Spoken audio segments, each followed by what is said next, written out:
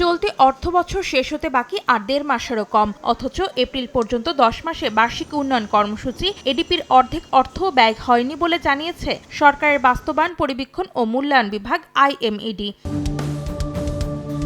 সোমবার আইএমইডি প্রকাশিত মাসিক প্রতিবেদন বলছে, গেল জুলাই থেকে এপ্রিল পর্যন্ত সরকারের বিভিন্ন মন্ত্রণালয় ও বিভাগ ব্যয় করেছে এডিপি বরাদ্দের মাত্র ৪১.৩১%, যা এই সময়ের হিসাবে গেল ৫ অর্থবছরের মধ্যে সর্বনিম্ন এডিপি বাস্তবায়ন।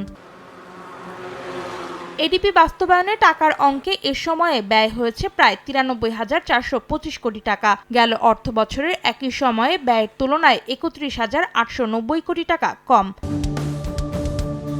প্রতিবেদন অনুযায়ী সবচেয়ে বেশি প্রায় ১৯,৭৬৪ কোটি টাকা ব্যয় করেছে স্থানীয় সরকার বিভাগ, এরপর ১৫,২৭০ কোটি টাকা ব্যয় করেছে বিদ্যুৎ বিভাগ। সড়ক মহাসড়ক বিভাগ খরচ করেছে প্রায় ৮,৬২৬ কোটি টাকা। বরাদ্দের মাত্র ২.৩৪% ব্যয় করে সর্বনিম্ন এডিপি বাস্তবায়ন করেছে স্বাস্থ্য, শিক্ষা ও পরিবার কল্যাণ বিভাগ। প্রায় ৮৪৬ কোটি টাকা খরচ করেছে স্বাস্থ্যসেবা বিভাগ। অন্তরা সেন, সময় সংবাদ, ঢাকা।